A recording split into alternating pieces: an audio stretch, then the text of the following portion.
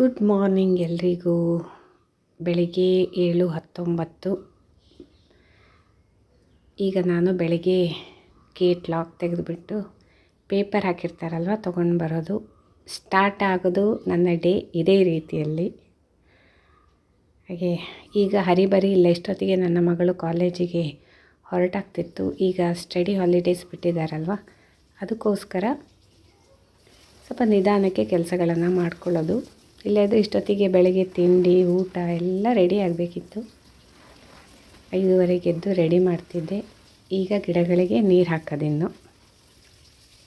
ಬೆಳಗ್ಗೆ ಶಾಂತವಾಗಿ ಪ್ರಕೃತಿಯ ಶಬ್ದ ಕೇಳ್ತಾ ನೀರು ಹಾಕೋದನ್ನು ಕೂಡ ನೋಡ್ಬಿಡಿ.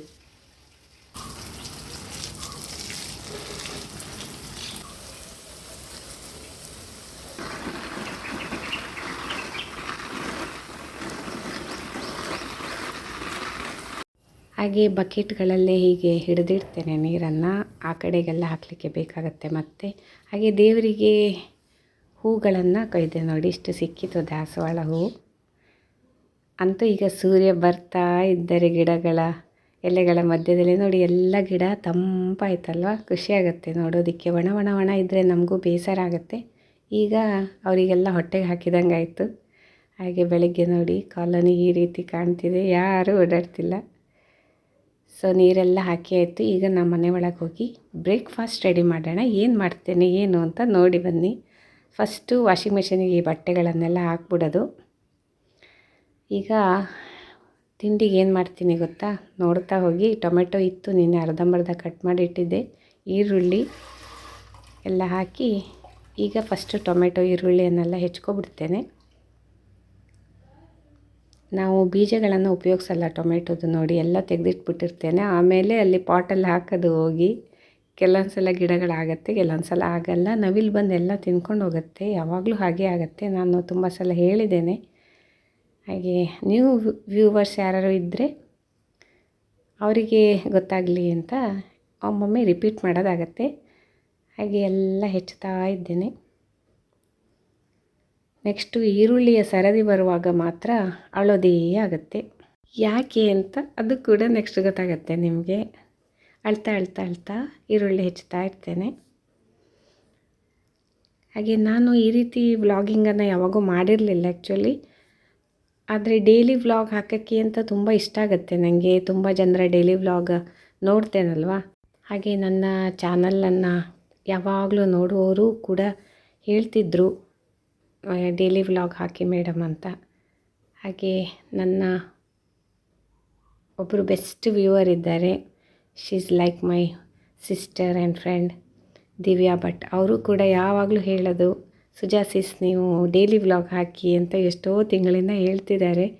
ನನಗೆ ಆಗೇ ಇರಲಿಲ್ಲ. ಈಗ ನಾನು ನೋಡೋಣ ಅಂತ ಟ್ರೈ ಮಾಡೋಕ್ಕೆ ಹೊರಟಿದ್ದೇನೆ. ಐ ಹೋಪ್ ನಿಮಗೆಲ್ಲ ಇಷ್ಟ ಆಗಬಹುದು ಅಂತ. ನೋಡೋಣ. ಈಗ ಈರುಳ್ಳಿ ಹೆಚ್ಚುವ ಟೈಮ್ ನೋಡಿ, ಈಗ ಅಳಕ್ಕೆ ಶುರು ಮಾಡಿದೆ. ಅದು ಎಲ್ರಿಗೂ ಗೊತ್ತೇ ಇದೆ ಯಾಕೆ ಅಂತ. ಈರುಳ್ಳಿ ಹೆಚ್ಚುವಾಗ ಕಣ್ಣಲ್ಲಿ ನೀರು ಬಂದೇ ಬರುತ್ತೆ. ಉರಿ ಅಲ್ವಾ, ಸುಟಿ ಅಲ್ವಾ. ಆದರೆ ಒಳ್ಳೇದು ಒಂದು ಲೆಕ್ಕದಲ್ಲಿ, ಕಣ್ಣೆಲ್ಲ ಕ್ಲೀನ್ ಆಗುತ್ತಲ್ವ. ಹಾಗೆ ಎಲ್ಲ ಹೆಚ್ಚಿಬಿಟ್ಟು ನಾನು ಕೂಡಲೇ ಸಿಪ್ಪೆಗಳನ್ನೆಲ್ಲ ತೆಗೆದಿಟ್ಬಿಡ್ತೀನಿ, ಪ್ಲೇಟೆಲ್ಲ ತೊಳೆದಿಟ್ಬಿಡ್ತೀನಿ. ಕೂಡಲೇ ಕೆಲಸಗಳನ್ನು ಮಾಡ್ಕೊಬಿಟ್ರೆ ಆಮೇಲೆ ನಮಗೆ ಭಾರ ಅಂತ ಅನಿಸಲ್ಲ. ನನ್ನ ಪದ್ಧತಿ ಹಾಗೇ. ಈಗ ಅದೆಲ್ಲ ಹೆಚ್ಚಿಟ್ಟ ಒಂದು ಬೌಲುಗಳಿಗೆಲ್ಲ ನೀರು ಹಾಕಿ ಉಪ್ಪು ಹಾಕಿಡ್ತೀನಿ ಒಂದು 10 ನಿಮಿಷ. ತರಕಾರಿ ತಂದಮೇಲೆ ಎಲ್ಲ ತೊಳೆದೇ ಇಟ್ಟಿರ್ತೇನೆ. ಆದರೂ ಕೂಡ ಈ ಹೆಚ್ಚಿದ ಮೇಲೆ ಸ್ವಲ್ಪ ನೀರು ಹಾಕಿ ಸ್ವಲ್ಪ ಹೊತ್ತು ಒಂದು 10 ನಿಮಿಷ ಉಪ್ಪು ಹಾಕಿ ಇಟ್ಟು ಆಮೇಲೆ ಮತ್ತೆ ಪುನಃ ಒಂದು 2-3 ಸಲ ವಾಶ್ ಮಾಡಿ ನಾನು ಉಪಯೋಗಿಸ್ತೇನೆ. ನೋಡಿ ಬ್ರೆಡ್ ಪ್ಯಾಕೆಟ್. ಈಗ ನಾನು ಬ್ರೆಡ್ ಬುರ್ಜಿ ಮಾಡೋಕ್ಕೆ ಹೊರಟಿರೋದು. ಸ್ಟಾರ್ಟ್ ಆಗುತ್ತೆ ಈಗ ನಮ್ಮ ಕಾರ್ಯಕ್ರಮ. ಅಡುಗೆ ಭಟ್ರು ರೆಡಿ ಆದರು,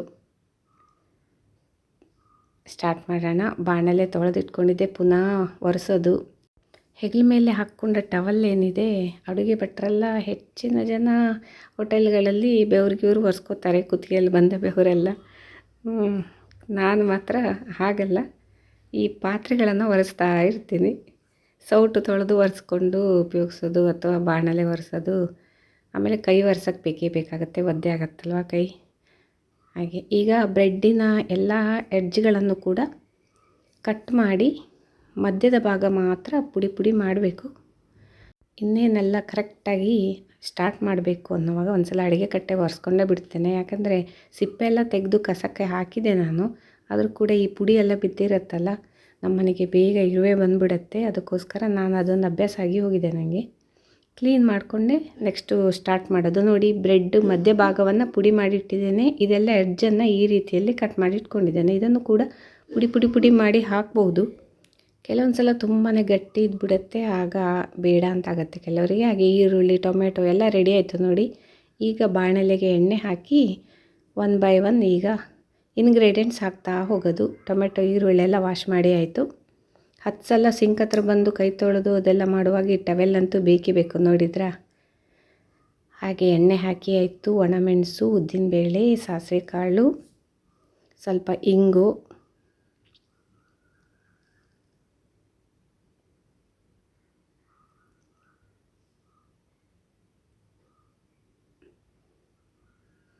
ಸೌಟೆಲ್ಲ ತೊಳ್ಕೊಂಡು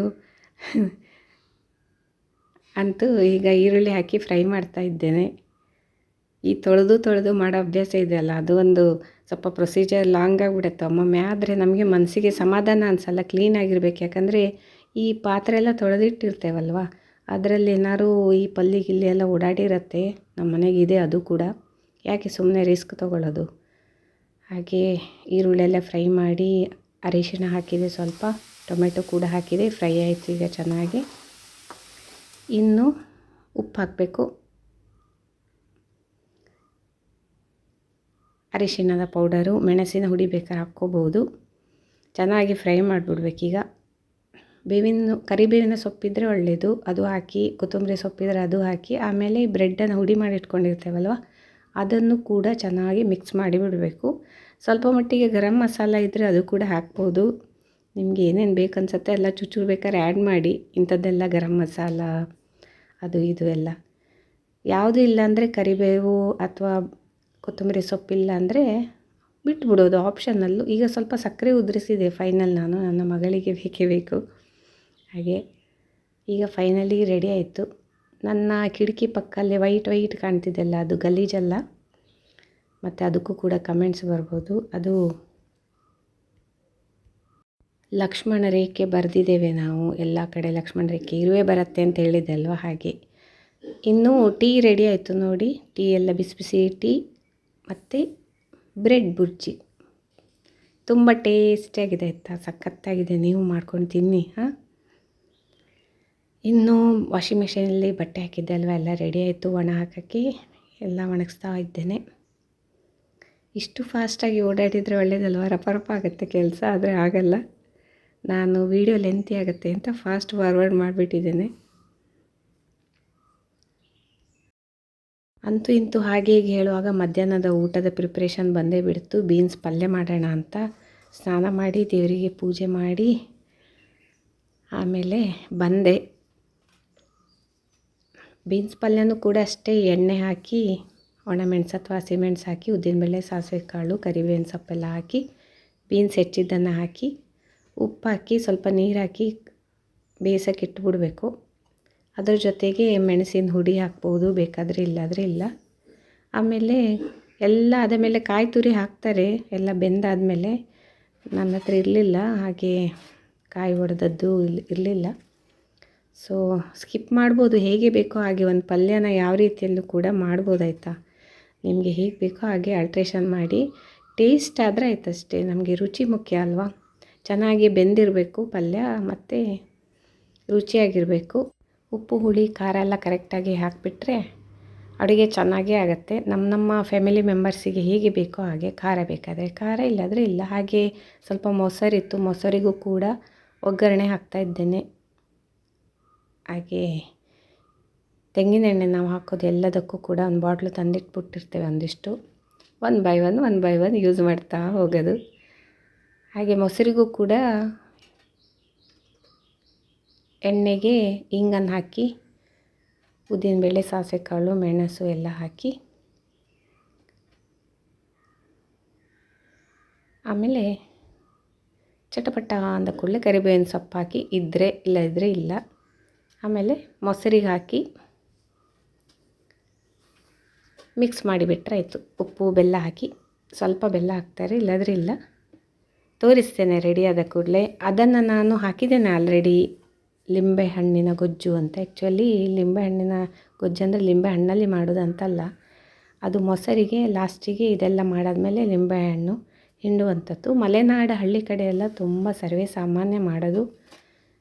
ವಾರದಲ್ಲಿ ಒಂದು 3-4 ಸರಿ ಮಾಡೇ ಮಾಡ್ತಾರೆ. ಹೊಟ್ಟೆ ತಂಪು ಅನಿಸುತ್ತೆ. ಮೊಸರಲ್ವಾ, ಮೊಸರಿಂದ ಶೀತ ಏನಾಗಲ್ಲ. ಆ್ಯಕ್ಚುಲಿ ಕರುಳಿಗೆ ಬೇಕಾದ ಬ್ಯಾಕ್ಟೀರಿಯಾ ಸಪ್ಲೈ ಮಾಡುತ್ತೆ ಮೊಸರಲ್ಲಿ.